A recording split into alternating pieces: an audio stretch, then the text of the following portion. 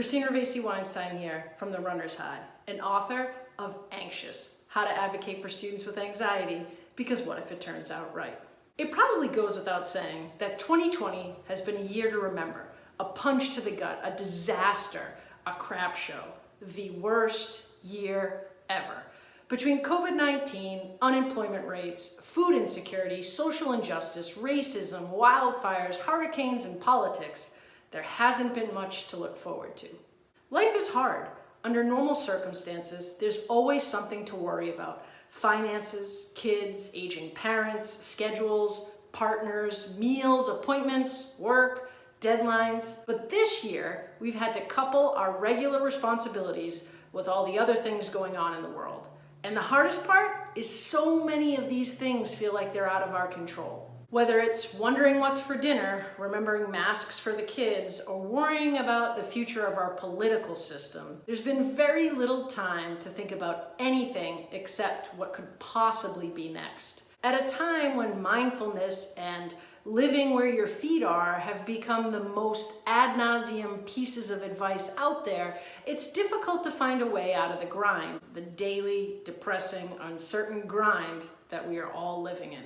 Negativity is contagious. We know that. It can suck the life right out of you.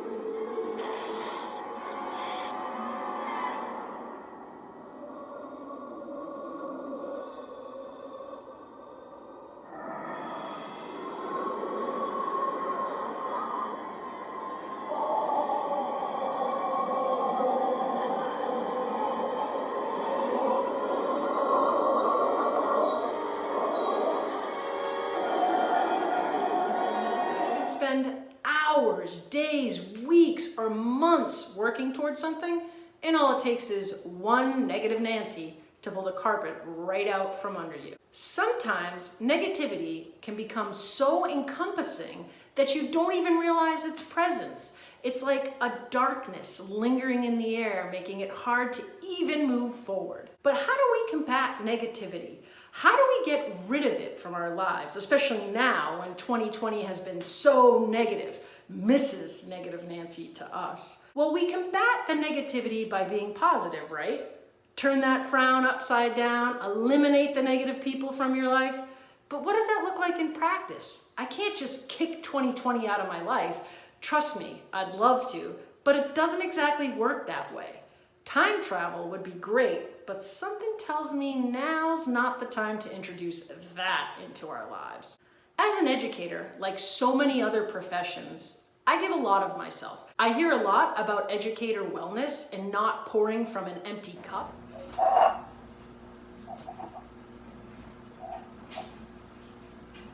What the? I don't get it. But what exactly does that mean? I'm well aware that I can't help others if I don't help myself first. The oxygen mask must go on me before I can put it on anyone else, right? But when the demands are increasing, the uncertainty is unnerving, and the hours are getting longer, how can I possibly be positive? How can I see this year as being anything other than COVID, social injustice, and social distancing? The way we do that is by rewriting the script, changing the narrative, finding a new perspective. Don't get me wrong, all these things still stink and they need to end, but the way we remove negativity in our lives isn't just by being positive, it's by taking back control of a situation.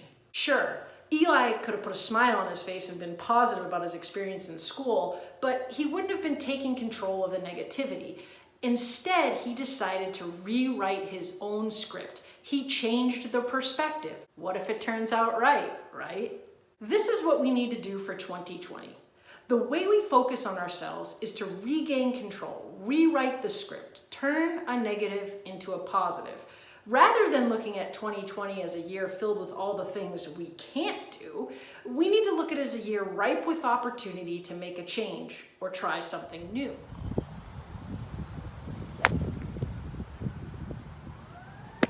Typically, we wait for the new year to adopt this mindset.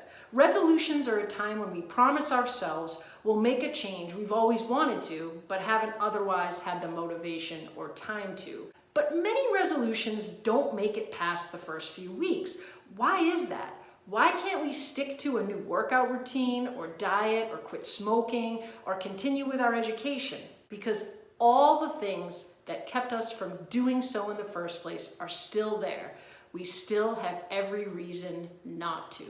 But now there are a lot of things we can no longer do like we used to. So pick something you can do.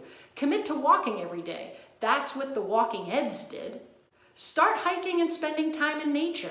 My co-parent and his buddies started doing that weekly. Go to a driving range for the first time or play a couple holes of golf with some friends. That's what I did. Sure, we are inundated with negativity and stress with the amount of work we now have to do because of 2020's ugliness. But 2020 is also a time in which prioritizing new things and self-care is inherently built into the script. We just have to look for it.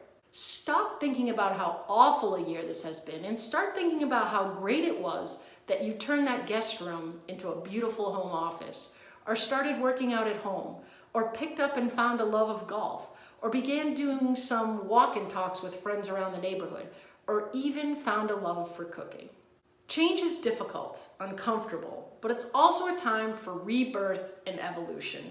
Rather than trying to adapt to the negative, uncontrollable changes around us, make a positive change of your own. Rip off the Band-Aid. Make yourself a priority. Your health and well-being are calling for it. It is a pandemic after all. I'm Ravesi-Weinstein. For more stories and strategies to support anxious students, make sure to check out my book, Anxious, from Times 10 Publications.